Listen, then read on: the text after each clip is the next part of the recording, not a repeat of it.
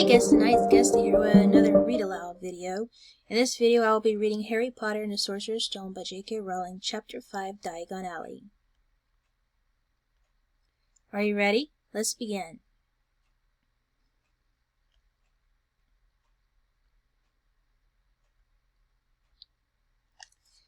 Chapter 5, Diagon Alley. Harry woke early the next morning. Although he could tell it was daylight, he kept his eyes shut tight. It was a dream, he told himself firmly. I dreamed a giant called Hagrid came to tell me I was going to a school for wizards. When I open my eyes, I'll be at home in my cupboard. There was suddenly a loud tapping noise. And there's Aunt Petunia knocking on the door, Harry thought, his heart sinking. But he still didn't open his eyes. It had been such a good dream. Tap, tap, tap. All right, Harry mumbled, I'm getting up. He sat up and Hagrid's heavy coat fell off of him. The hut was full of sunlight. The storm was over. Hagrid himself was asleep on the collapsed sofa, and there was an owl rapping his claw on the window, a newspaper held in his beak. Harry scrambled to his feet so happy he felt as though a large balloon was swelling inside him. He went straight to the window and jerked it open. The owl swooped in and dropped the newspaper on top of Hagrid, who didn't wake up. The owl then fluttered onto the floor and began to attack Hagrid's coat. Don't do that. Harry tried to wave the owl out of the way, but it snapped its beak fiercely at him and carried on savaging the coat.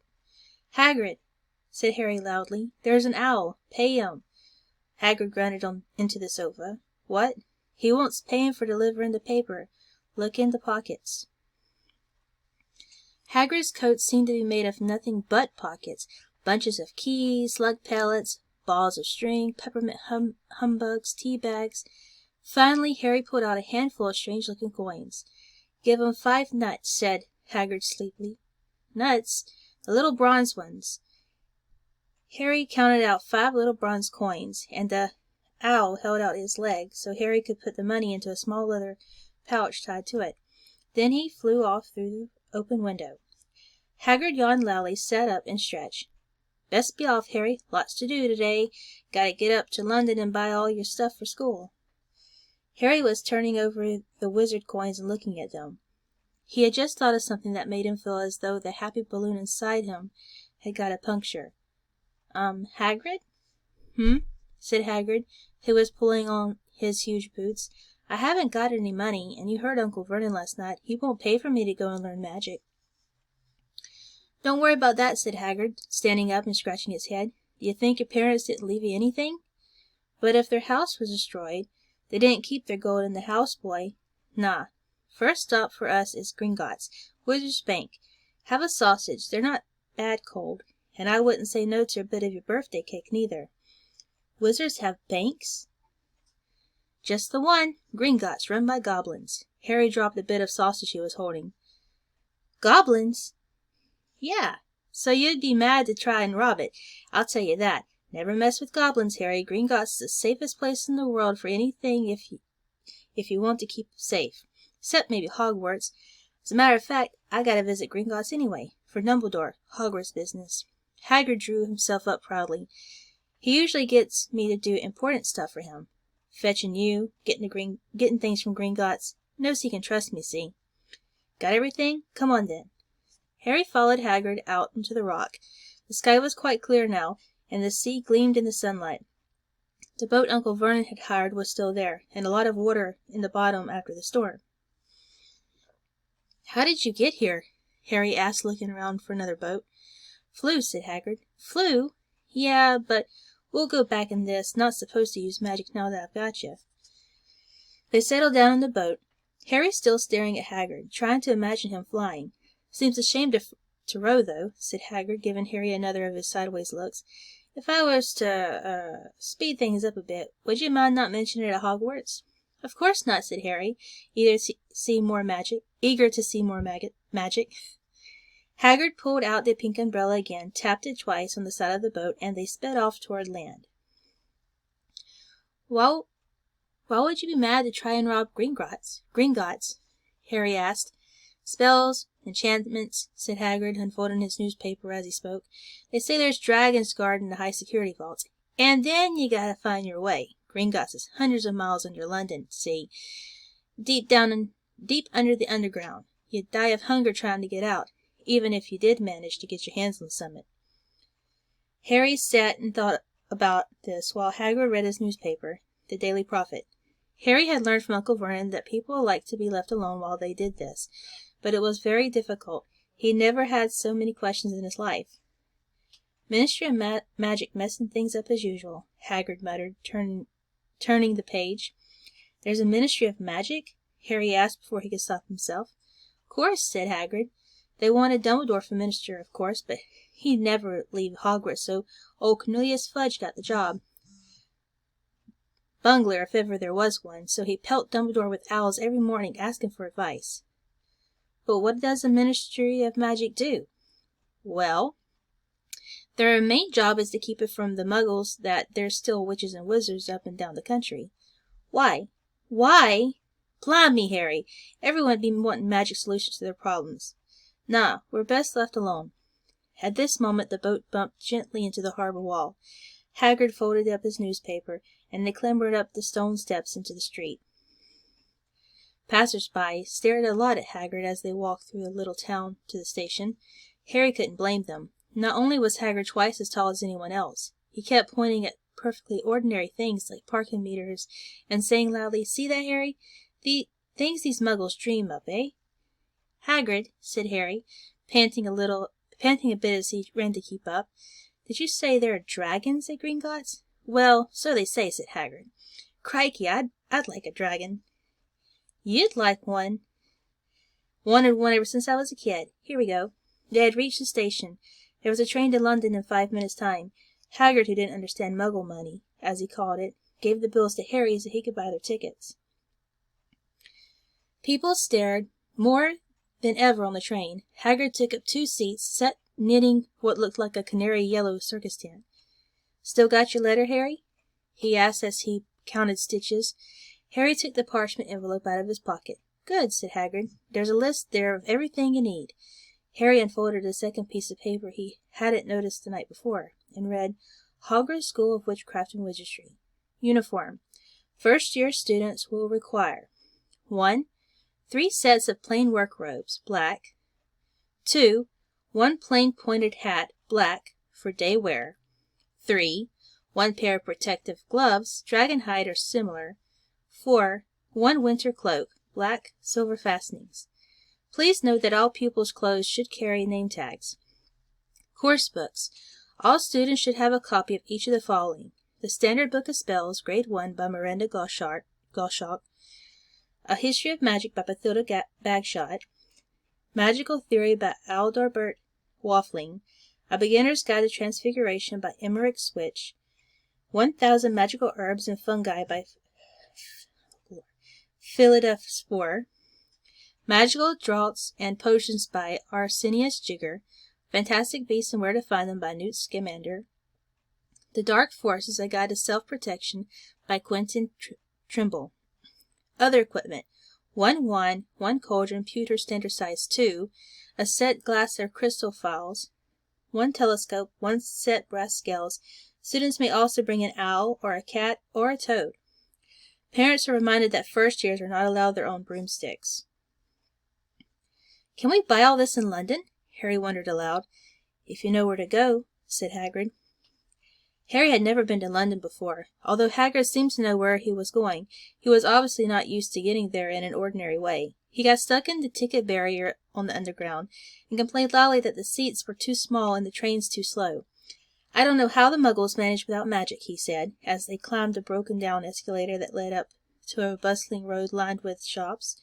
Hagrid was so huge that he parted the crowd easily. All Harry had to do was keep close behind him. They passed bookshops and music stores, hamburger restaurants and cinemas, but nowhere that looked as if it could sell you a magic wand. This was just an ordinary street full of ordinary people. Could there really be piles of wizard gold buried miles beneath them? Were there really shops that sold spell books and broomsticks? Might this not all be some huge joke that the Dursleys had cooked up? If Harry hadn't known that the Dursleys had no sense of humor, he might have thought so. Yet somehow, even though everything Hagrid had told him was told him so far was unbelievable, Harry couldn't help trusting him. "This is it," said Hagrid, coming to a halt. "The Leaky Cauldron. It's a famous place." It was a tiny, grubby-looking pub. If Hagrid hadn't pointed it out, Harry wouldn't have noticed it was there. The people hurrying by didn't glance at it. Their eyes slid from the big bookshop to one side of the record shop on the other side, as if they couldn't see the Leaky Cauldron at all. In fact, Harry had the most peculiar feeling that only he and Hagrid could see it. Before he could mention this, Hagrid had steered him inside. For a famous place, it was very dark and shabby. A few old women were sitting in the corner drinking tiny glasses of sherry. One of them was smoking a long pipe. A little man in a top hat was talking to an old bartender who was quite bald and looked like a toothless walnut. The low buzz of chatter stopped when they walked in. Everyone seemed to know Hagrid. They waved and smiled at him, and the bartender reached for a glass, saying, "The usual, Hagrid." "Can't tell 'em on Hogwarts business," said Hagrid, clapping his great hand on Harry's shoulder and making Harry's knees buckle. "Good Lord," said the bartender, peering at Harry. Can this be? The Leaky Cauldron had suddenly gone completely still and silent. "Bless my soul," whispered the old bartender. "Harry Potter, what an honor!" He hurried out from behind the bar, rushed toward Harry, and seized his hand, tears in his eyes. "Welcome back, Mr. Potter, welcome back." Harry didn't know what to say. Everyone was looking at him. The old woman with the pipe was puffing on it without realizing it had gone out. Hagrid was beaming. Then there was a great scraping of chairs, and the next moment Harry found himself shaking hands with everyone in the Leaky Cauldron. "George Crockford, Mr. Potter. I can't believe I'm meeting you at last. So proud, Mr. Potter. I'm just so proud." "Always wanted to shake your hand. I'm all of a flutter." "Delighted, Mr. Potter. Just can't tell you. Diggle's the name. Dedalus Diggle." "I've seen you before," said Harry, as Dedalus Diggle's top hat fell off in his excitement. "You bowed to me once in the shop." "He remembers," cried Dedalus Diggle, looking around at everyone. "Did you hear that? He remembers me." Harry shook hands again and again. George Crockford kept coming back for more. A pale young man made his way forward very nervously. One of his eyes was twitching. Professor Quirrell," said Hagrid. "Harry, Professor Quirrell will be one of your teachers at Hogwarts." "Potter," stammered Professor Quirrell, grasping Harry's hand. "Can't tell you how pleased I am to meet you." "What sort of magic do you teach, Professor Quirrell?" "The defense against the dark arts," muttered Professor Quirrell, as though he'd rather not think about it. "Not that you need it, eh, Potter?" He laughed nervously. "You'll be getting all your equipment, I suppose. I've got to pick up a new book on vampires myself." He looked terrified at the very thought. But the others wouldn't let Professor Quirrell keep Harry to himself. It took almost 10 minutes to get away from them all. At last Hagrid managed to make himself heard over the babble. "Must get on. Lots to buy. Come on, Harry." George Crockford shook Harry's hand one last time, and Hagrid led them through the bar and out into the small walled courtyard, where there was nothing but a trash can and a few weeds. Hagrid grinned at Harry. "Told you, didn't I? Told you was famous. Even Professor Quirrell was trembling to meet you. Mind you, he's usually trembling." "Is he always that nervous?" "Oh, yeah. Poor bloke. Brilliant mind. He was fine while he was studying out of books, but then he took a year off to get some first-hand experience. They said he met vampires in the Black Forest, and there was a nasty bit of trouble with a hag. Never been the same since. Scared of the students, scared of his own subject. Now, where's me umbrella?" Vampires? Hags? Harry's head was swimming. Hagrid, meanwhile, was counting bricks in the wall above the trash can. 3 up, 2 across, he muttered. "Right. Stand back, Harry." He tapped the wall 3 times with the point of his umbrella.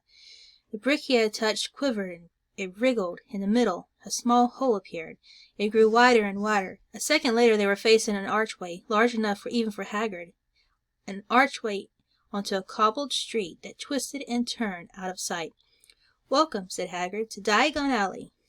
He grinned at Harry's amazement. They stepped through the archway. Harry looked quickly over his shoulder and saw the archway shrink instantly back into solid wall. The sun shone brightly on a stack of cauldrons outside the nearest shop. Cauldrons, all sizes, copper, brass, pewter, silver, self-stirring, collapsible, said a sign hanging over them. Yeah, you'll be needing one, said Hagrid, but we gotta get your money first. Harry wished he had about 8 more eyes. He turned his head in every direction as they walked up the street, trying to look at everything at once. The shops, the things outside them, the people doing their shopping. A plump woman sat outside an apothecary. Was shaking her head as they passed, saying, "Dragon liver, 16 sickles an ounce. They're mad." A low, soft hooting came from a dark shop with a sign saying, "Ileps Al Emporium." Tawny, Screech, Barn, Brown, and Snowy. Several boys of about Harry's age had their noses pressed against a window with the broomsticks in it. "Look," Harry heard one of them say, "the new Nimbus 2000, fastest ever." There were shops selling robes, shops selling telescopes, and strange silver instruments Harry had never seen before. Windows stacked with barrels of bat spleens and eel's eyes, tottering piles of spell books, quills, and rolls of parchment, potion bottles, globes of the moon. "Gringotts," said Hagrid. They had reached the snowy white building that towered over the other little shops. Standing beside its burnished bronze doors, wearing a uniform of scarlet and gold, was— "Yeah, that's a goblin," said Hagrid, quietly, as they walked up the white stone steps toward him. The goblin was about a head shorter than Harry. He had a swarthy, clever face, a pointed beard, and, Harry noticed, very long fingers and feet. He bowed as they walked inside. Now they were facing a second pair of doors, silver this time, with words engraved upon them. "Enter, stranger, but take heed of what awaits the sin of greed. For those who take but do not earn must pay most dearly in their turn. So if you seek beneath our floors a treasure that was never yours, thief, you have been warned, beware of finding more than treasure there." "Like I said, you'd be mad to try to rob it," said Hagrid. A pair of goblins bowed them through the silver doors, and they were in a vast marble hallway. About 100 more goblins were sitting on high stools behind a long counter, scribbling in large ledgers, weighing coins in brass scales, examining precious stones through eyeglasses. There were too many doors to count leading off the hall, and yet more goblins were showing people in and out of these. Hagrid and Harry made for the counter. "Morning," said Hagrid to a free goblin. "We've come to take some money out of Mr. Harry Potter's safe." "You have his key, sir." "Got it here somewhere," said Hagrid, and he started emptying his pockets onto the counter, scattering a handful of mouldy dog biscuits over the goblin's books and numbers. The goblin wrinkled his nose. Harry watched the goblin on their right, weighing a pile of rubies as big as glowing coals. "Got it," said Hagrid at last, holding up a tiny golden key. The goblin looked at it closely. "That seems to be in order." "And I've also got a letter here from Professor Dumbledore," said Hagrid importantly, throwing out his chest. "It's about the you-know-what in Vault 713. The goblin read the letter carefully. "Very well," he said, handing it back to Hagrid. "I will have someone take you down to both vaults. Griphook." Griphook was yet another goblin. Once Hagrid had crammed all the dog biscuits back inside his pockets. He and Harry followed Griphook toward one of the doors leading off the hall. "What's the you-know-what in Vault 713? Harry asked. "Can't tell you that," said Hagrid mysteriously. "Very secret, Hogwarts business. Dumbledore's trusted me. More'n my job's worth to tell you that." Griphook held the door open for them. Harry, who had expected more marble, was surprised. They were in a narrow stone passageway lit with flaming torches. It sloped steeply downward, and there was little railway tracks on the floor. Griphook whistled, and a small cart came hurtling up the tracks toward them. They climbed in, Hagrid with some difficulty, and were off. At first they just hurled through a maze of twisting passages. Harry tried to remember. Left, right, left, middle fork, left, right, left, but it was impossible. The rattling cart seemed to know its own way because Griphook wasn't steering. Harry's eyes stung as the cold air pushed past them, but he kept them wide open. Once he thought he saw a burst of flame at the end of a passage, and twisted around to see if it was a dragon, but too late. They plunged even deeper, passing an underground lake where huge stalactites and stalagmites grew from the ceiling and the floor. "I never know," Harry called to Hagrid over the noise of the cart. "What's the difference between a stalagmite and a stalactite?" "Stalagmite's got an ilm in it," said Hagrid. "And don't ask me questions just now. I think I'm going to be sick." He did look very green, and when the cart stopped at last beside a small door in the passage wall, Hagrid got out and had to lean against the wall to stop his knees from trembling. Griphook unlocked the door. A lot of green smoke came billowing out, and as it cleared, Harry gasped. Inside were mounds of gold coins, columns of silver, heaps of little bronze nuts. "All yours," smiled Hagrid. "All Harry's." It was incredible. The Dursleys couldn't have known about this, or they'd have had it from him faster than blinking. How often had they complained about how much Harry cost them to keep, and all the time there had been a small fortune belonging to him, buried deep under London. Hagrid helped Harry pile some of it into a bag. "The gold ones are galleons," he explained. 17 silver sickles to a galleon, and 29 nuts to a sickle. That's easy enough. Right, that should be enough for a couple of terms. We'll keep the rest safe for you." He turned to Griphook. "Vault 713 now, please, and can we go more slowly?"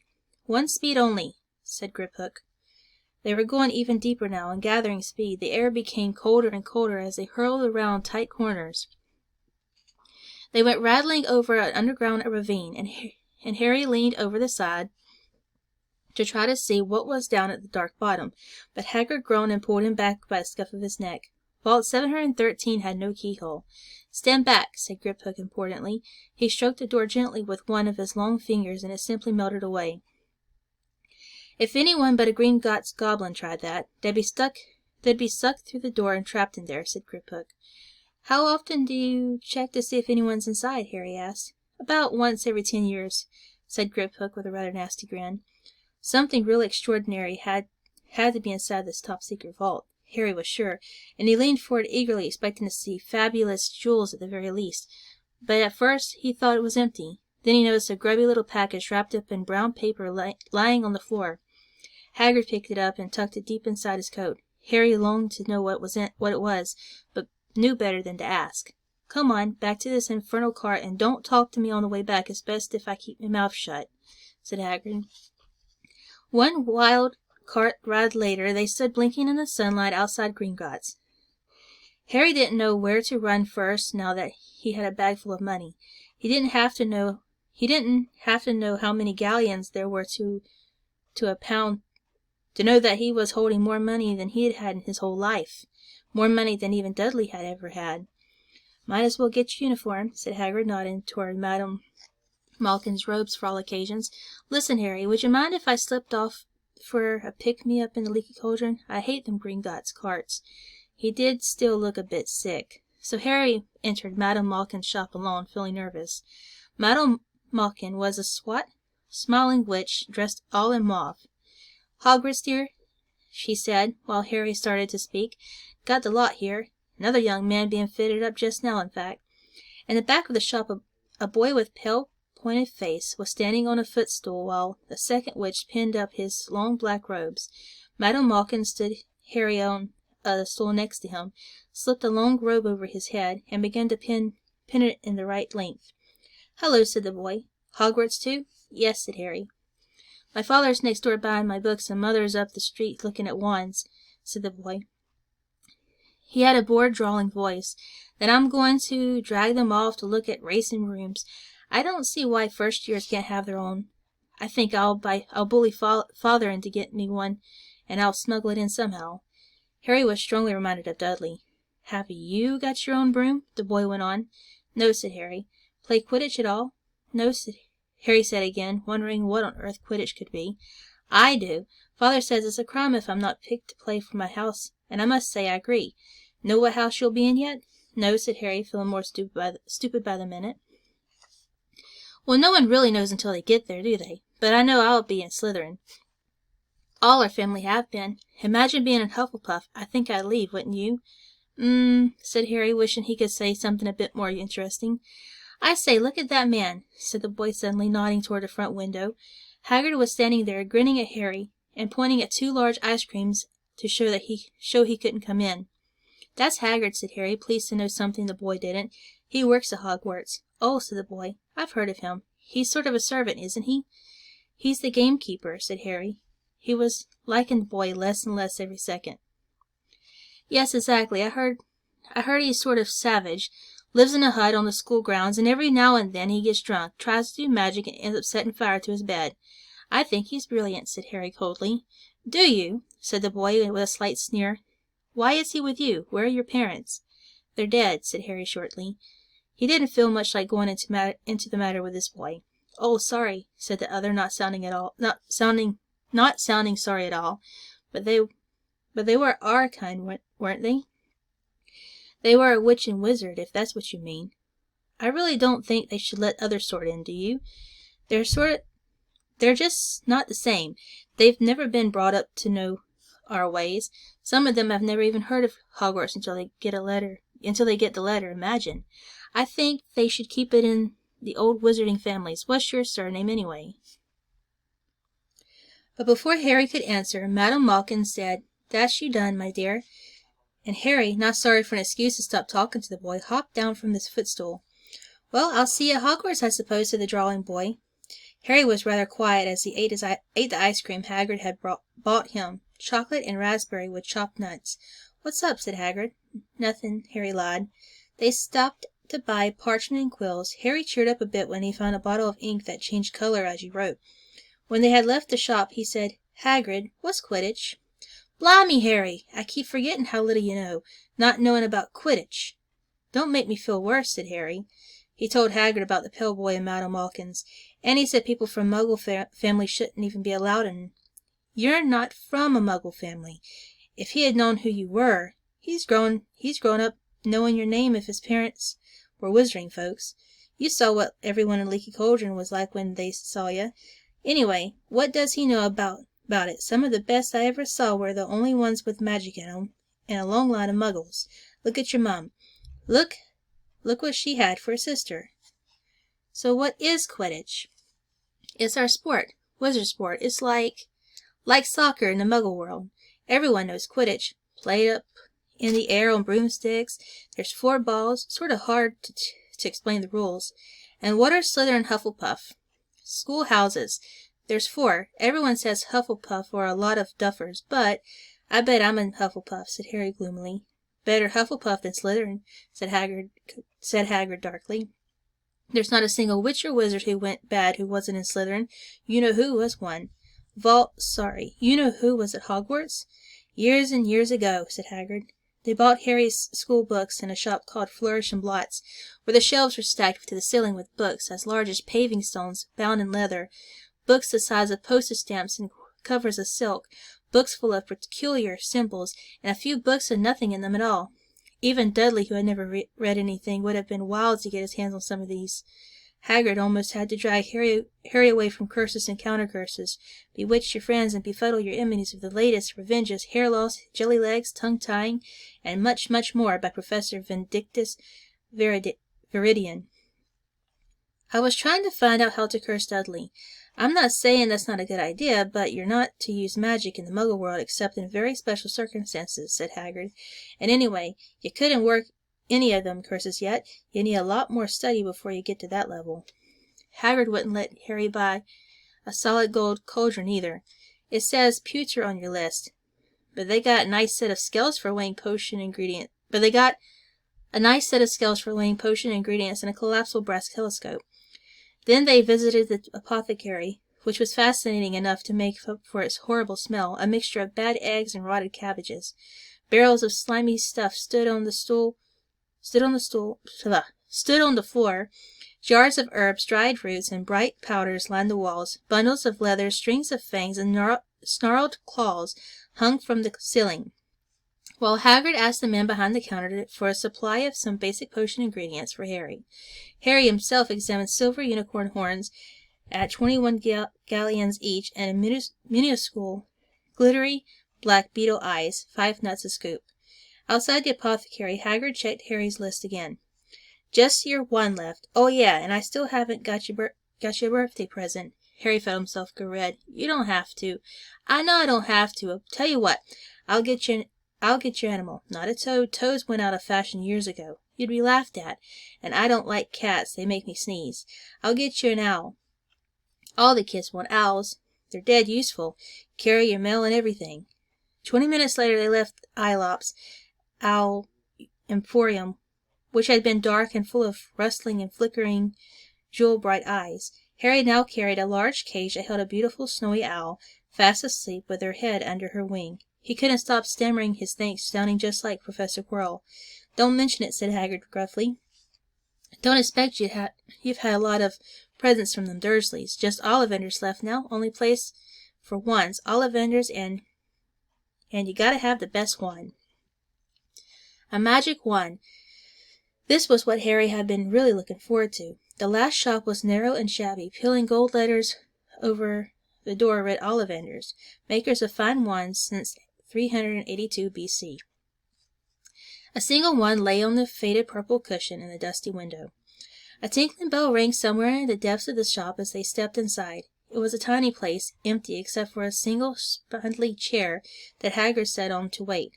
Harry felt strangely as though he had entered a very strict library. He swallowed a lot of new questions that had just occurred to him and looked instead at the thousands of narrow boxes piled neatly right up to the ceiling. For some reason the back of his neck prickled. The very dust and silence in here seemed to tingle with some secret magic. "Good afternoon," said a soft voice. Harry jumped. Hagrid must have jumped too, because there was a loud crunching noise and he got quickly off the spindly chair. An old man was standing before them, his wide pale eyes shining like moons through the gloom of the shop. "Hello," said Harry awkwardly.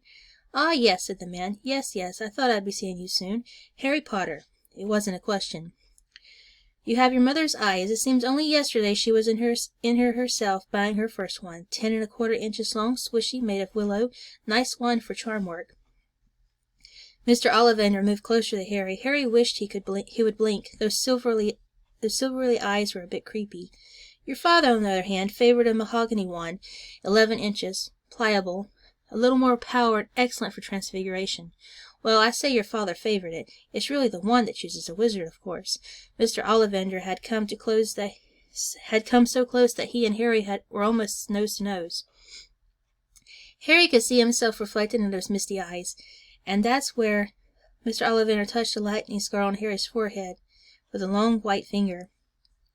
"I'm sorry to say I sold the wand that did it," he said softly. 13½ inches, powerful wand, very powerful, and in the wrong hands. Well, if I had known what that wand was going out in the world to do." He shook his head, and then, to Harry's relief, spotted Hagrid. "Rubeus! Rubeus Hagrid, nice to see you again. Oak, 16 inches, rather bendy, wasn't it?" "It was, yes, sir, yes," said Hagrid. "Good wand, that one, but I suppose they snapped it in half when you got expelled?" said Mr. Ollivander, suddenly stern. Yes, they did, yes," said Hagrid, shuffling his feet. "I've still got the pieces, though," he added brightly. "But you don't use them?" said Mr. Ollivander sharply. "Oh, no, sir," said Hagrid quickly. Harry noticed he gripped his pink umbrella very tightly as he spoke. Said Mr. Ollivander, giving Hagrid a piercing look. "Well now, Mr. Potter, let me see." He pulled a long tape measure with silver markings out of his pocket.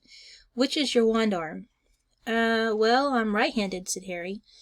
"Hold out your arm. That's it." He measured Harry from shoulder to finger, then wrist to elbow, shoulder to floor, knee to armpit, and round his head. As he measured, he said, "Every Ollivander wand has the core of a powerful magical substance, Mr. Potter.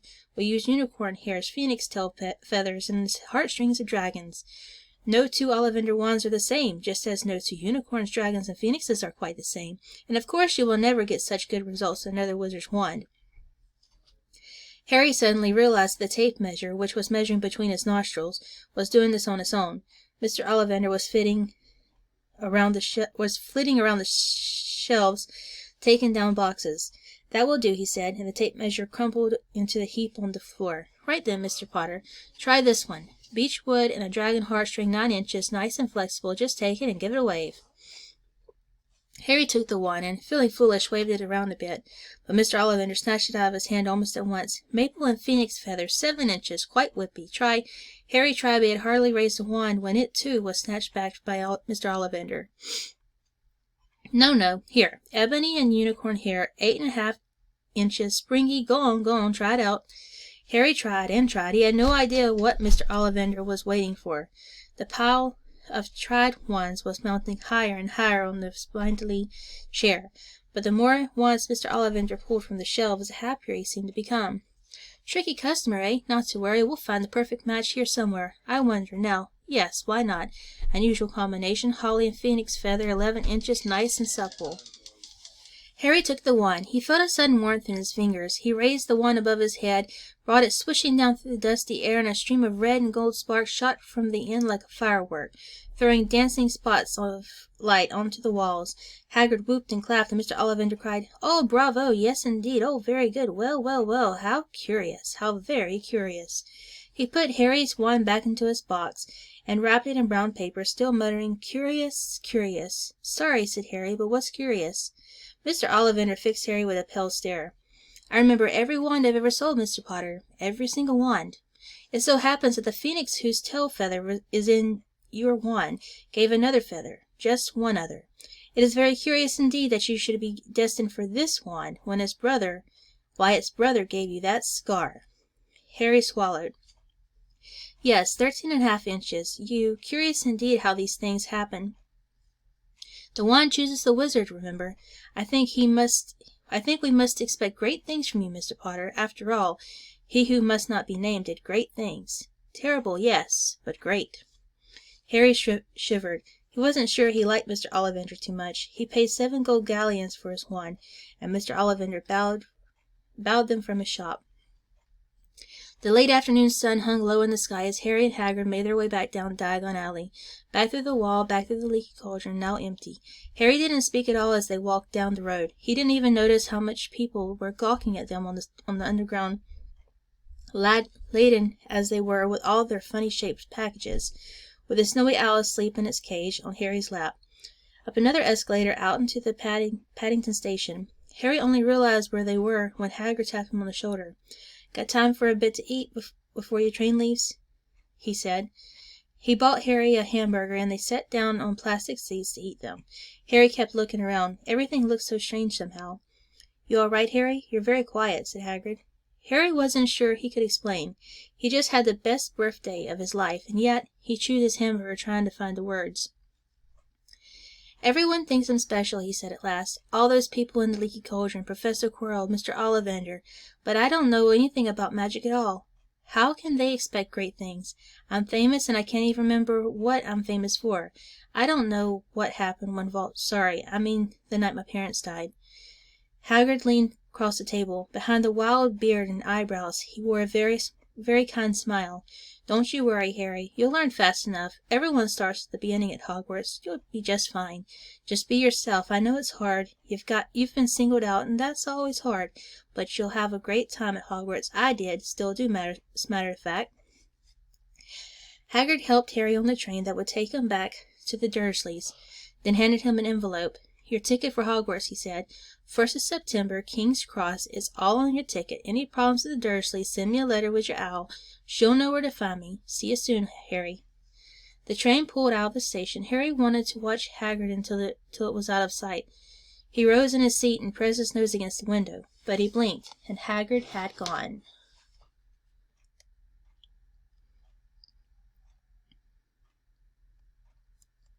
I hope you all enjoyed this read aloud. Join me next time for Chapter 6, A Journey from Platform 9 3/4. I hope you all enjoyed this video. Remember to like it if you did. Do you want to see more of my videos in the future? Subscribe. You can also find me on Facebook, Twitter, TikTok, Instagram, and Twitch. Just check out my info page on my channel for more information.